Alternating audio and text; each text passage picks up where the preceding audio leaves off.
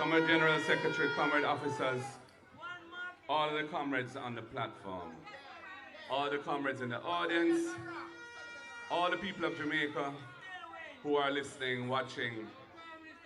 First of all, I think it's my duty as a believer in democracy to acknowledge and concede the result and to congratulate our opponents, the Jamaica Labour Party, for their victory tonight. Jamaica's democracy is important and we must cherish it. Sometimes it brings bitter disappointments. Sometimes those disappointments are laced with a tinge of a sense that not all is fair and just, but it is very, very important that we put democracy ahead of all of those feelings. And I accept the result of these elections, and although obviously I'm very disappointed in the outcome, I think it is only correct to expressly acknowledge the success that our opponents have managed to gain today. I want to thank a lot of people. And first of all, I have to thank the comrades and supporters of South St. Andrew for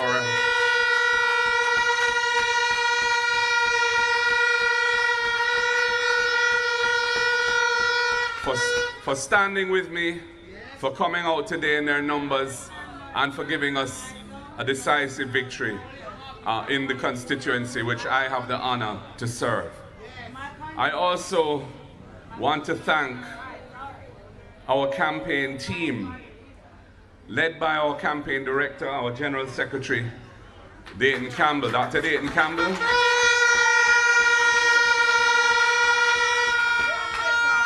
Also, a newly minted Member of Parliament. Congratulations to him on his victory in East and Westmoreland. And all the other members of the campaign team who worked with him. There are a number of names there. I don't want to attempt to go through all those names because I'm going to probably forget somebody and then I'll regret it. But they have done a tremendous job. The communications team, I want to thank them publicly for the work they have done. And that is a night and day kind of job. It starts very early in the morning and goes on till late at night. So their commitment to the task at hand is remarkable, and I want to thank them deeply for it.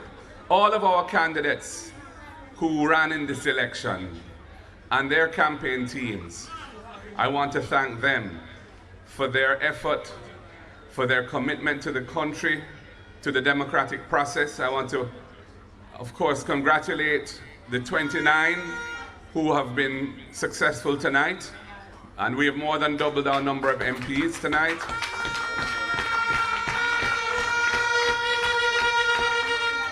And for those who were not first and didn't, they still committed themselves extremely well. And I want to say that this was a wonderful demonstration of the maturity of Jamaica's political process, that we could go through such a closely fought election without any violence to speak of. And we must all give ourselves a round of applause. In our homes, if you're listening, here at PNP headquarters,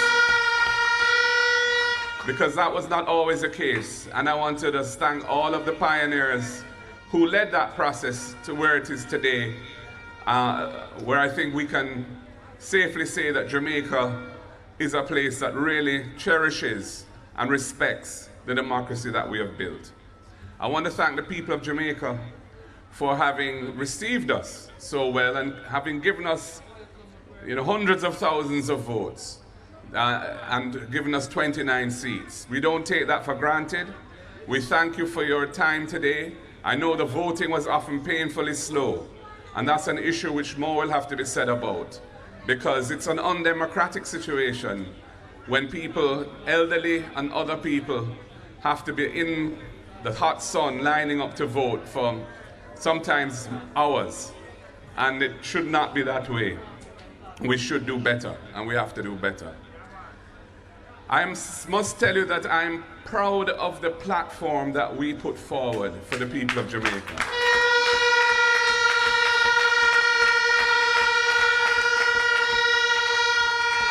It was a truly progressive platform, a platform that offered a radical reform to the land tenure issues that have plagued this country for centuries. A radical platform that would have enhanced the standard of living and quality of life of those working families that are struggling to survive now by giving them significantly lower tax burdens on their income. Progressive in a social justice sense as well, around issues such as beach reform, contract work, and other things which really need to be addressed because there are injustices in our society which cannot be tolerated and should be modified and rejected in their current form. So I just want to thank all of the team that came together and developed those ideas and put them forward boldly and without reticence. And I think that for many Jamaicans, they saw the benefits and the power that that platform and those ideas and proposals would have delivered. So ladies and gentlemen, for us it's a difficult night. This is not an easy speech to make. You know, one wasn't hoping for a result which is not success. And it means that the government will get its third term and we will have as a nation to deal with that going forward. But the People's National Party, I'm happy to tell you, is alive and well, is a powerful political organization.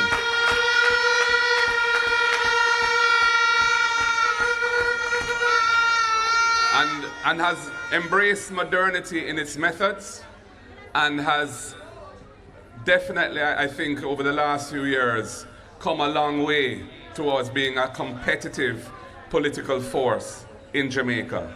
And as the General Secretary said, the work begins right away to prepare ourselves for the next opportunity to offer ourselves to serve the nation in government.